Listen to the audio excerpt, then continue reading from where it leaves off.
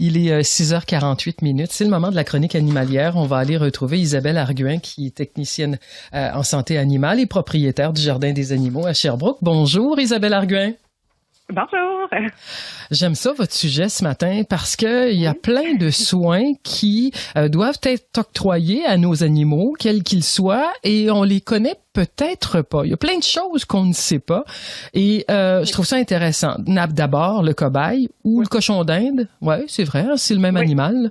Il est considéré comme carencé en vitamine C si il n'est pas supplémenté. Autrement dit, si on lui en donne pas de la vitamine C, il va en manquer.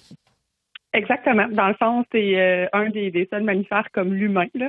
Mais tous les autres mammifères vont synthétiser naturellement la vitamine C. Et c'est pas le cas pour le cobaye. Donc, c'est certain qu'étant donné qu'il n'a pas accès en captivité dans la maison à aller manger ce que lui va rechercher comme tu serais dans la nature, évidemment qu'il faut lui en offrir de la vitamine C. C'est quand même, les besoins sont quand même assez grands. Là, on parle de 15 à 20 mg par kilo pour l'animal. Puis c'est certain que c'est quelque chose qu'on voyait beaucoup plus là parce que ça peut même causer la mort. Hein. Un cobaye qui est carencé en vitamine C, les symptômes, là, il ne se tiendra plus sur ses pattes, il va devenir léthargique, les dents, c'est comme le scorbut en fait du temps, là. Donc, les dents vont se déchausser, diarrhée odorante allant jusqu'à la mort. Puis c'est sûr que c'est quelque chose qu'on voyait beaucoup plus dans le passé parce que les moulées pour cobayes, la nourriture de base, en contenait pas vraiment. Maintenant, les nourritures de bonne qualité contiennent suffisamment de vitamine C. C'est inscrit là, sur les sacs pour combler les besoins, mais c'est tout de même recommandé de donner des suppléments. Puis en plus, maintenant, les suppléments se font sous forme de gâterie nutritive. Oui, c'est ça. Hein? Donc, c'est merveilleux, facile à donner, puis le petit cobaye en est ravi. Oui, en ravi, et sa santé l'est encore plus, finalement. Celle-là, vous me l'apprenez, là, je trouve ça vraiment fascinant. Les dents du lapin poussent continuellement, un peu comme nos cheveux, nos ongles d'une certaine manière, mais ça peut pousser jusqu'à 1 centimètre par mois. C'est quoi les risques de ça? Puis qu'est-ce qu'on peut leur offrir à ces lapins-là pour limiter la pousse de leur dentition?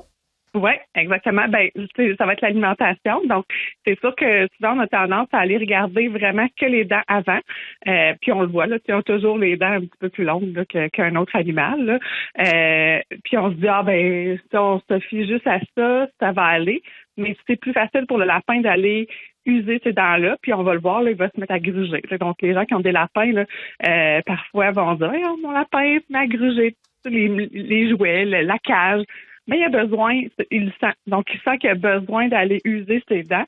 Donc, il faut lui offrir des trucs qui vont lui permettre d'user ses dents. Donc, des morceaux de bois, des jouets. Mais le plus important, puis ça, c'est difficile de le voir, c'est les dents arrière. Donc, avec la forme de la bouche du lapin, là, vous ne pouvez pas, là, à moins d'être habitué, là, vous ne pourrez pas voir les dents arrière. Et si c'est pas usé suffisamment, ça va venir causer des abcès au niveau des joues. Donc, une blessure intérieure, une malocclusion des dents. Et là, il peut se causer des blessures. L'animal peut même arrêter de manger. Donc, on va lui offrir son foin. Donc, la meilleure chose, il en a besoin de toute façon dans son alimentation, le foin, le fait de venir mastiquer le foin pendant longtemps, ça va user les dents ensemble, puis ça va maintenir, dans le fond, une bonne longueur au niveau des dents. Donc, c'est vraiment le foin. Puis la croquette, maintenant, les croquettes, souvent, sont faites un peu plus fibreuses. Donc, faites sur le long, ça va forcer le petit lapin à mastiquer plus longtemps. Donc, user les dents ensemble. OK. Bon, mais 1 centimètre par mois, Isabelle, c'est quand même beaucoup. Hein? C'est énorme, oui. C'est impressionnant. Le champ de vision, justement, du lapin, lui, peut atteindre 240 degrés. Ça, c'est une vision qui est très, très large. Hein? Oui, exactement. Puis ça, c'est vraiment plus quand l'animal est alerte. Donc, c'est sûr qu'au repos, là, on parle plus de le champ binoculaire, là, c'est environ 30 degrés. Mais quand il est un petit peu plus en alerte, parce qu'on se rappelle que le lapin, là, c'est souvent une proie là, dans la vie là, extérieure, pas à la maison, mais dans la vie extérieure. Donc, quand il est plus alerte, ça bouge. Donc là, son champ de vision, il va être capable de positionner son œil différemment dans l'orbite, puis d'aller vraiment détecter des mouvements très, très, très loin, là. Donc là, c'est pour ça que des fois, là, on dit, ben voyons, comment ça il m'a vu, mon lapin, je suis en arrière, puis ça, j'ai pas fait de bruit. Il est vraiment très sensible, premièrement, au bruit, mais à tous les petits mouvements qui vont se passer, là, tout autour de lui, puis il va se relever, là, vraiment, très, très, très rapidement, puis il va être prêt à aller se cacher. OK. Mais oui, c'est impressionnant, là. C'est vraiment sur le dos. Ouais, ben oui, parce que l'œil humain là couvre au maximum là, 62 degrés par œil là, donc ça fait à peu près une vision de 124 degrés. On parle presque du double pour le lapin. Alors on comprend bien là ce que ça veut dire. OK. Les hamsters qui sont des animaux solitaires, allez-vous me dire, il y a donc un danger pour eux de vivre en groupe là. 2-3 hamsters dans la même cage, pas une bonne idée ça là. Vraiment pas. C'est vraiment, puis tu sais, on a tendance souvent à se tromper là-dessus parce que la majorité des petits mammifères, des petits rongeurs, les rats, les souris, les gerbés, ils ont besoin de vivre en groupe.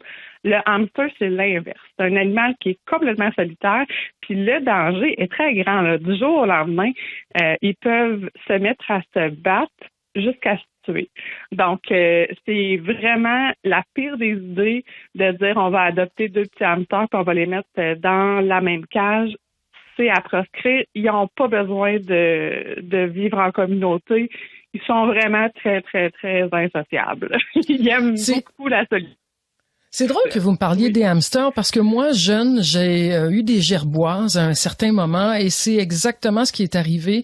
Les gerboises se sont entretuées carrément et j'ai refait l'expérience parce que, bon, je pensais qu'on avait une gerboise particulièrement violente, mais non, elle voulait pas tellement vivre ensemble. Probablement qu'il devait y avoir une femelle qui courtisait les mâles là-dedans, je sais pas trop, mais je vous avoue que le carnage était assez impressionnant. C'était pas très agréable, honnêtement, là. Puis dans le cas des petits gerboises ou des gerbilles, là, en fait, c'est des animaux qui vivent vraiment bien en groupe. Le gros problème, c'est qu'on ne peut pas réintégrer un nouvel arrivant dans un groupe. C'est ça l'affaire, c'est qu'il faut vraiment les partir. Ils sont malheureux, ensemble. Ils sont tout seuls, mais il faut les partir ensemble parce qu'après ça, c'est très, très, très difficile d'intégrer la compétition s'installe. La compétition s'installe. Ah, ben, je viens de comprendre alors. OK. Oui. Je vais terminer avec le hamster. Justement, on va continuer avec lui qui stocke sa nourriture dans ses abajous. Oui, exactement. Donc, ça, c'est, tu sais, des fois, les gens nous rappellent, hey, mais ça, il a les joues tout enflées. Qu'est-ce qui s'est passé? Non, il met vraiment toute sa nourriture. Puis, il y a des petits hamsters qui sont très intenses. Là, ils vont stocker ça. Ça va venir vraiment très gros. Mais ils produisent pas de salive au niveau des abajous, les hamsters. Donc, ça va pas commencer à défaire la nourriture, là. Donc, ça la conserve vraiment très, très bien. Il va faire ça. C'est de son instinct naturel pour éviter, un peu comme les écureuils, là. Tu sais, là, ils vont stocker ça pour, justement, en prévision de peut-être un jour qu'il n'y ait plus de nourriture. Donc, c'est leur façon à eux de se rassurer. Les précautions à prendre, en fait, c'est pas grave, là, de lui laisser faire ça, là, puis c'est même coquin, puis c'est drôle de le voir faire. C'est juste de faire attention de ne pas donner des morceaux trop gros parce que, tu sais, on lui donne une carotte, là, il va la rentrer au complet, il va essayer, donc il pourrait se blesser. Okay. Au niveau des abajous, faire des abcès aussi. Pas donner des choses, de la nourriture trop pointue, là, des fois des morceaux qui peuvent être faits pointus ou coupants. Mm-hmm. Donc ça, c'est à éviter. Pour pas qu'il se blesse. Puis on lui laisse. Hein. On lui laisse, on met sa ration quotidienne recommandée, puis on lui laisse. Parce que ça, on l'enlève, ça le fait paniquer un peu, puis il va le refaire encore plus.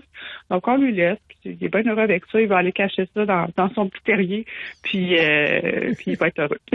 Isabelle Arguin, c'est toujours intéressant. Elle est technicienne en santé animale, propriétaire du Jardin des animaux. Merci, on se retrouve dans 2 semaines. Merci, bonne journée. Salut Isabelle.